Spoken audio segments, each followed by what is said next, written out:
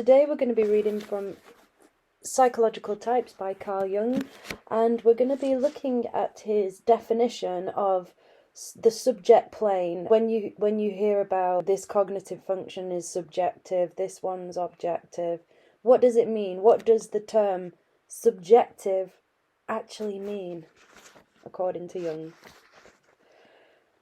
Subjective plane. By interpretation upon the subjective plane, I understand that conception of a dream or fantasy in which the persons or conditions appearing therein are related to subjective factors entirely belonging to the subject's own psyche. It is common knowledge that the image of an object existing in our psyche is never exactly like the object, but at most only similar. Although admittedly brought about through sense perceptions and their apperception, it is actually the product of processes inherent in the psyche, whose activity the object merely stimulates. Experience shows that the evidence of our senses very largely coincides with the qualities of the object, but our apperception is subject to well-nigh incalculable subjective influences, which render the correct knowledge of a human character extraordinarily difficult. Moreover, such a complex psychic factor as is presented by a human character offers only a very slight field for pure sense perception. Its cognition also demands feeling into, reflection and intuition. The final judgment that issues from these complex factors is always of very doubtful value. Necessarily, therefore, the image we form of a human object is, to a very large extent, subjectively conditioned. Hence, in practical psychology, we should be well advised to differentiate the image or imago of a man quite differently from his real existence. Not infrequently, as a result of its extremely subjective origin, an imago, I really hope I'm pronouncing that properly, otherwise that's going to look pretty dumb, is actually more an image of a subjective function complex than of the object itself. I've just googled imago, it's actually pronounced imago. And it means an unconscious, idealized mental image of someone, especially a parent, which influences the person's behavior. So apologies for my wrong pronunciation. In the analytical treatment of unconscious products, therefore, it is essential that the imago shall not immediately be assumed to be identical with the object. It is wiser to regard it as an image of the subjective reflection to the object. It is wiser to regard it as an image of the subjective relation to the object. This is what is meant by the consideration of a product upon the subjective plane. So subjectivity, if something is subjective, it's almost like it's been processed by, like he says, a countless number of things in the person's psyche. The treatment of an unconscious product upon this plane results in the presence of subjective judgments and tendencies of which the bearer is made the object. So unconscious objects, stuff that's in there that you don't necessarily notice, that motivate you, and you don't really know why you do certain things, but you get a sense that there's something underlying that's causing that. Obviously, that's why people go for psychotherapy. They try and find out what's in the unconsciousness that's driving them. So unless you become aware of these things, when you're being governed by unconscious objects that are then being processed and kind of skewed through this subjective process, you actually then become the object of those processes or whatever product those processes make up. So then you are the thing. It's kind of like the idea of you are what you repeatedly do. This is what I'm getting from it anyway. You know, you have these unconscious things being processed by stuff that's going on in your own psyche. You're then driven to act in subordination to these things, and then you become the type of person who, so you might be objectively an angry person because you act angrily on a frequent basis because you're being influenced by these things. So you have become an object there. You've become a thing. You have a label. You're in a box. You're an object. When, therefore, an object imago appears in an unconscious product, it is not definitely concerned with the real object per se, but just as much, possibly more, with a subjective function complex. The application of meaning upon this plane yields us a comprehensive psychological explanation, not only of dreams, but also of literary works, in which the individual figures represent relatively autonomous function complexes in the psyche of the poet.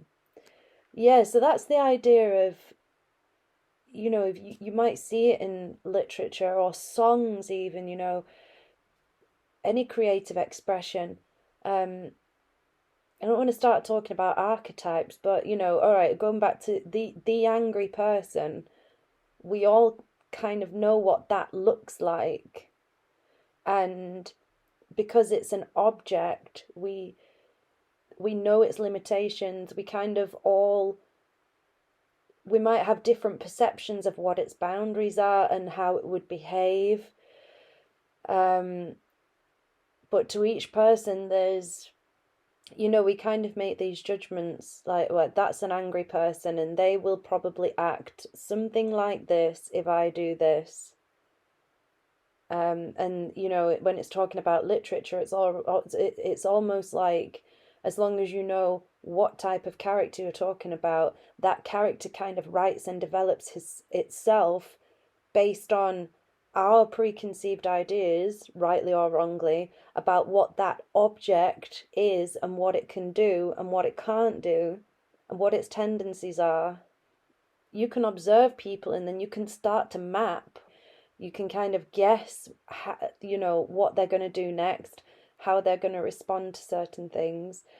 It's such an important thing to think about because it's kind of like, how do people see me? Because of these subjective processes, have I become an object to other people? They might not all think of me in the same way, but does each person, do they view me as an object, i.e., a person of these characteristics, a kind of pigeonhole, if you will? And people say, oh, you shouldn't judge people. And it's like, well, how can we not? We're wired to do that. We're wired to take the concise route. It would be pretty stupid of me to see somebody had angry tendencies and then not label that person as an angry person. I just keep giving them a second chance each time, seeing them as completely neutral, as if I hadn't seen all of that past behavior. And it's kind of like, well, how many times does that have to happen before I'm not going to be objectified as a judgmental person, as opposed to somebody who's using the discernment? And everybody's got a different level of discernment depending on the circumstance and what they've already been through or whatever. So it's kind of judgmental to judge the fact that people make judgments. There's a few other pages I wanted to read on thinking as well. This is from the chapter General Description of the Types. So here's something else about thinking, and he's linking in from extroversion, but it does talk about thinking in general. As a result of the general attitude of extroversion, thinking is orientated by the object and objective data. This orientation of thinking produces a noticeable peculiarity. Thinking in general is fed from two sources, firstly from subjective and in the last resort unconscious roots, and secondly from objective data transmitted through sense perceptions. Extroverted thinking is conditioned in a larger measure by these latter factors than by the former. Judgment always presupposes a criterion. For the extroverted judgment, the valid and determining criterion is the standard taken from objective conditions, no matter whether this be directly represented by an objectively perceptible fact or expressed in an objective idea. For an objective idea, even when subjectively sanctioned, is equally external and objective in origin. Extroverted thinking, therefore, need not necessarily be a merely concretistic thinking. It may equally well be a purely ideal thinking, if, for instance, it can be shown that the ideas with which it is engaged are to a great extent borrowed from without, i.e., are transmitted by tradition and education. The criterion of judgment, therefore, as to whether or no a thinking is extroverted, hangs directly upon the question, by which standard is its judgment governed? Is it furnished from without, or is its origin subjective? A further criterion is afforded by the direction of the thinker's conclusion, namely, whether or no the thinking has a preferential direction outwards. It is no proof of its extroverted nature that it is preoccupied with concrete objects, since I may be engaging my thoughts with a concrete object, either because I am extracting my thought from it, or because I am concretizing my thought with it. Even if I engage my thinking with concrete things, and to that extent could be described as extroverted, it yet remains both questionable and characteristic as regards the direction my thinking would take, namely, whether in its further course it leads back again to objective data and generally accepted ideas or not. So far as the practical thinking of the merchant, the engineer, or the natural science pioneer is concerned, the objective direction is at once manifest. But in the case of a philosopher, it is open to doubt whenever the course of his thinking is directed towards ideas. In such a case, before deciding, we must further inquire whether these ideas are mere abstractions from objective experience, in which case they would merely represent higher collective concepts, comprising a sum of objective facts, or whether, if they are clearly not abstractions from immediate experience, they may not be derived from tradition or borrowed from the intellectual atmosphere of the time. In the latter event, such ideas must also belong to the category of objective data, in which case this thinking should also be called extroverted. So you could think of objective and subjective as the question of where is this data being processed? Is it being processed mainly inside the psyche, mingling with things that are already in the person's psyche, or is it being processed out there and mingling with ideas or objects that are already in the world that other people can see too? Although I do not propose to present the nature of introverted thinking at this point, reserving it for a later section, it is, however, essential that I should make a few statements about it before going further. For if one considers strictly what I have just said concerning extroverted thinking, one might easily conclude that such a statement includes everything that is generally understood as thinking. Alright, so objective is extroverted, subjective is introverted.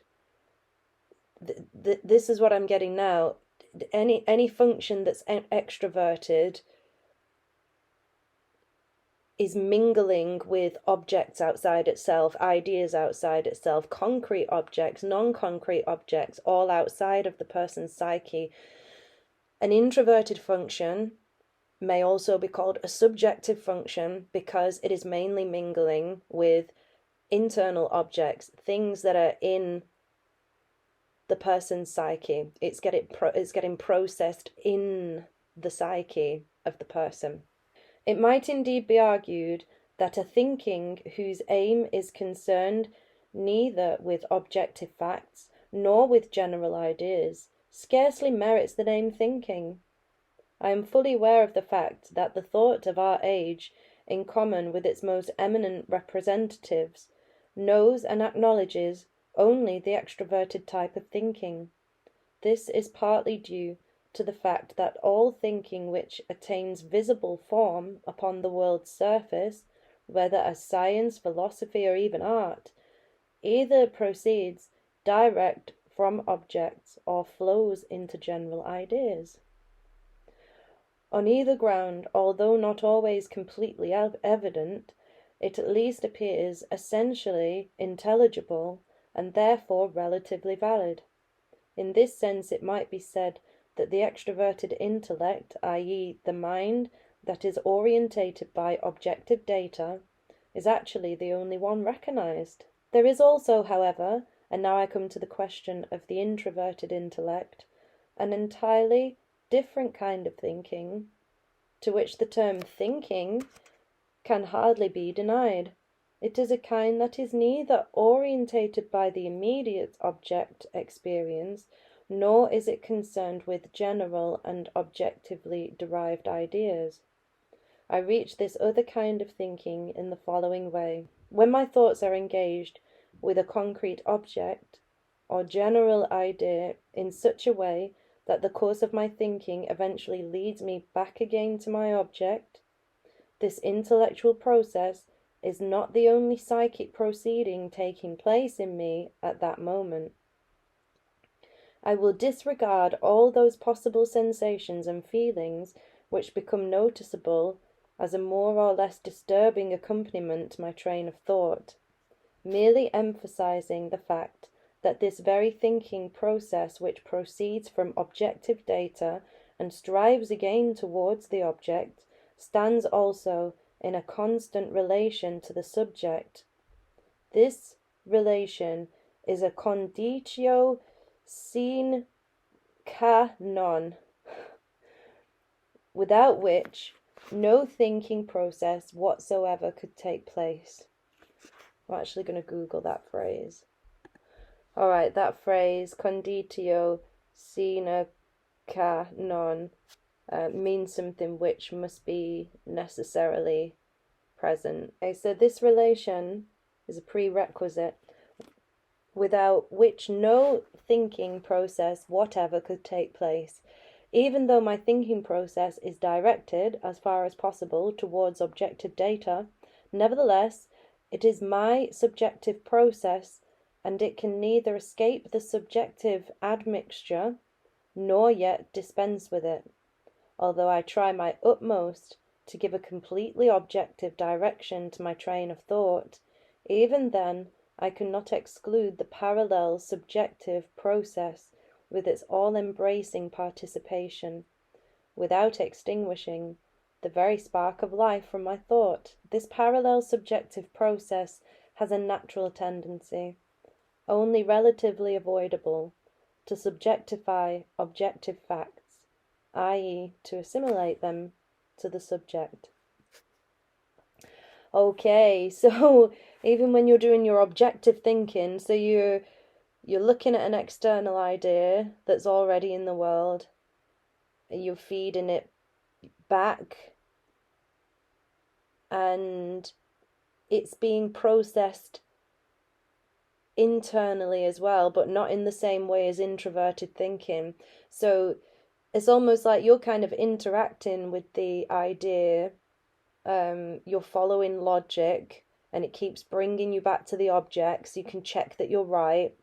But he's saying here what's also going on at the same time is that the ideas that you're finding through your train of thought also need to be assimilated into your psyche, because you're learning, and it's also being matched up against things that are already in there.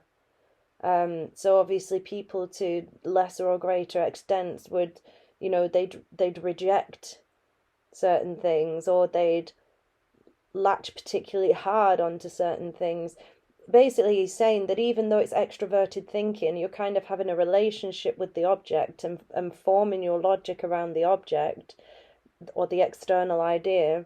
There are internal processes going on that could interrupt that process from being completely objective.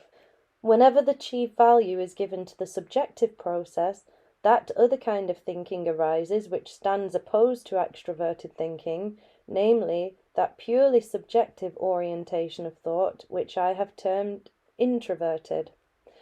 A thinking arises from this other orientation that is neither determined by objective facts nor directed towards objective data. A thinking, therefore, that proceeds from subjective data and is directed towards subjective ideas or facts of a subjective character. Okay, so not only does the introverted thinking stem from subjective data, it also gets fed back into the subjective data. I do not wish to enter more fully into this kind of thinking here. I have merely established its existence for the purpose of giving a necessary complement to the extroverted thinking process, whose nature is thus brought to clearer focus. When the objective orientation receives a certain predominance, the thinking is extroverted. This circumstance changes nothing as regards the logic of thought. It merely determines that difference between thinkers which James regarded as a matter of temperament. The orientation towards the object, as already explained, makes no essential change in the thinking function, only its appearance is altered.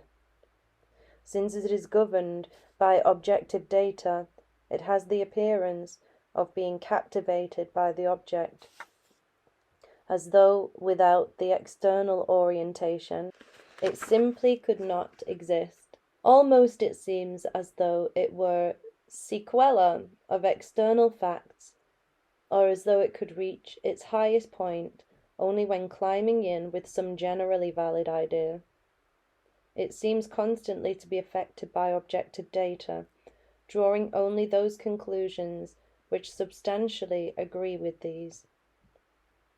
Thus it gives one the impression of a certain lack of freedom, of occasional short-sightedness, in spite of every kind of adroitness within the objectively circumscribed area. What I am now describing is merely the impression this sort of thinking makes upon the observer, who must himself already have a different standpoint, or it would be quite impossible for him to observe the phenomenon of extroverted thinking. As a result of his different standpoint, he merely sees its aspect, not its nature, whereas the man who himself possesses this type of thinking is able to seize its nature, while its aspect escapes him.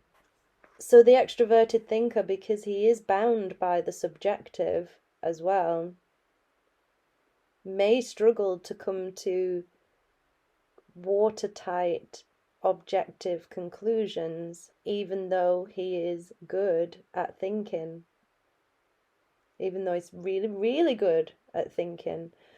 Whereas somebody who's not good at thinking can understand the conclusions that a thinker comes to, because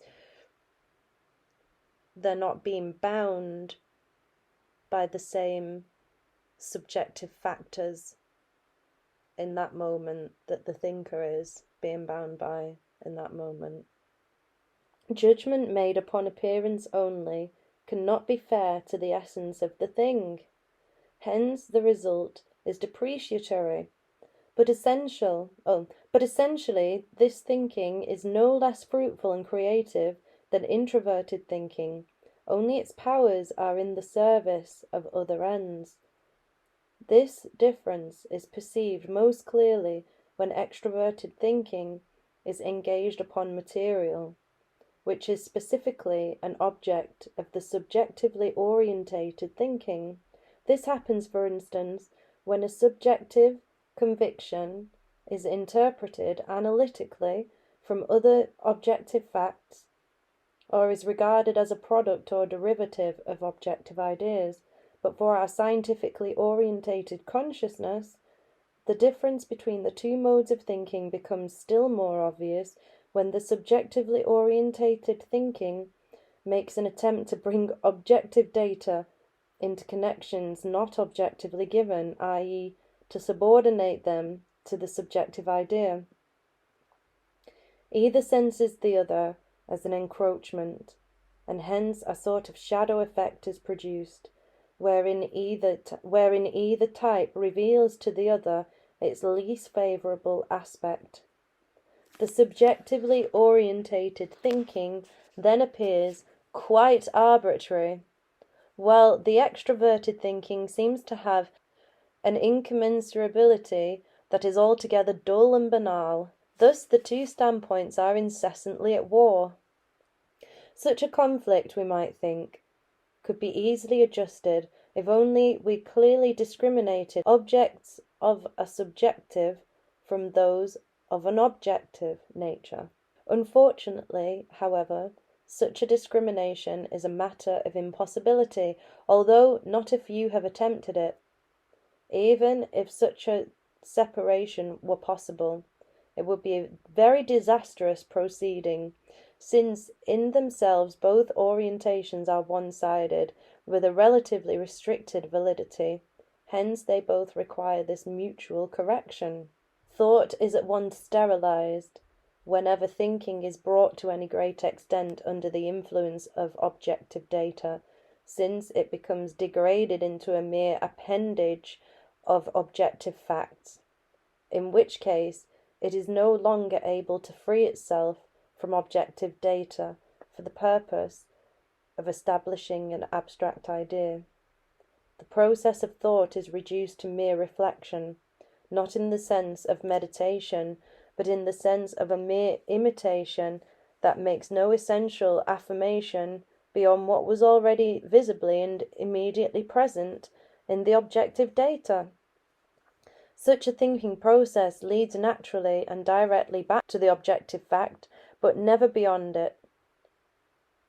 Not once, therefore, can it lead to the coupling of experience with an objective idea, and vice versa. When this thinking has an objective idea for its object, it is quite unable to grasp the practical individual experience, but persists in a more or less tautological position. The materialistic mentality represents a magnificent example of this, when, as the result of a reinforced object determination, extroverting thinking is subordinated to objective data, it entirely loses itself, on the one hand, in the individual experience, and proceeds to amass an accumulation of undigested empirical material. The oppressive mass of more or less disconnected individual experiences produces a state of intellectual dissociation, which, on the other hand, usually demands a psychological compensation.